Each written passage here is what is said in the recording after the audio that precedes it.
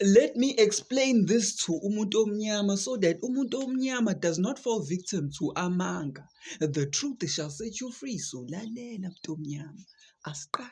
There is something called Warner's syndrome, a rare autosomal recessive disorder characterized by the appearance of premature aging. Let's go back asibuyele emuva and simplify izinto so that you understand mntu omnyama.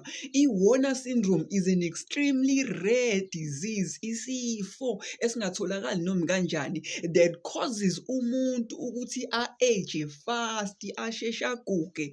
It is often called i-adult prematurity because the signs usually begin during usayi-teenager usuyoba yi-adult rather than usayingane. Understand ukuthi people with i-Warner syndrome may appear healthy besayingane, but later they develop ama-symptoms lawa avezayo ukuthi bona bane-Warner's disease ngobani they start to age besabancane.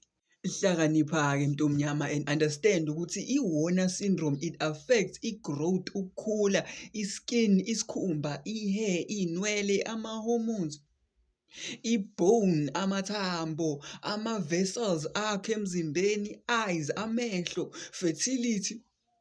And then it also affects i-lifespan yakho ukuthi uzophila isikhathi esingakanani.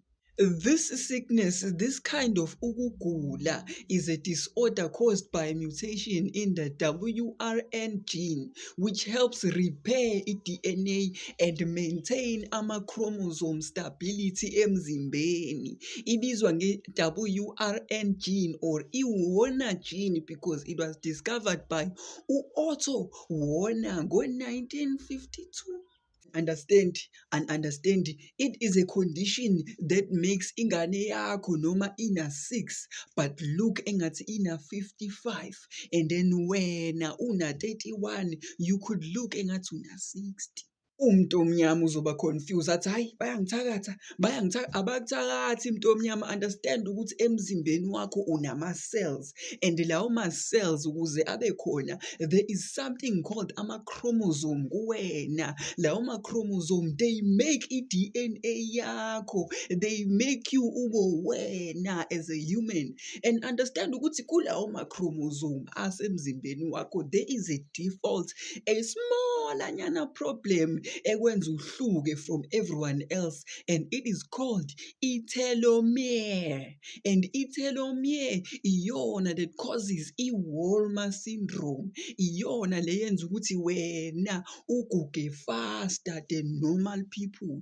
Hlakanipha-ke mntu omnyama and understand ukuthi i-WRN gene or protein esemzimbeni wakho helps to repair damaged DNA, helps DNA to copy itself correctly, prevents i-chromosome instability emzimbeni wakho, but also protects wena muntu ono-telomere. So without i-WRN protein or gene emzimbeni wakho, i-DNA damage iya-increase, ama-cells stop developing normally, ama-cells enter i-stagnation, la khona usuzoqala uguge faster. Why? Because ama-tissues akho are starting to age rapidly. Understand?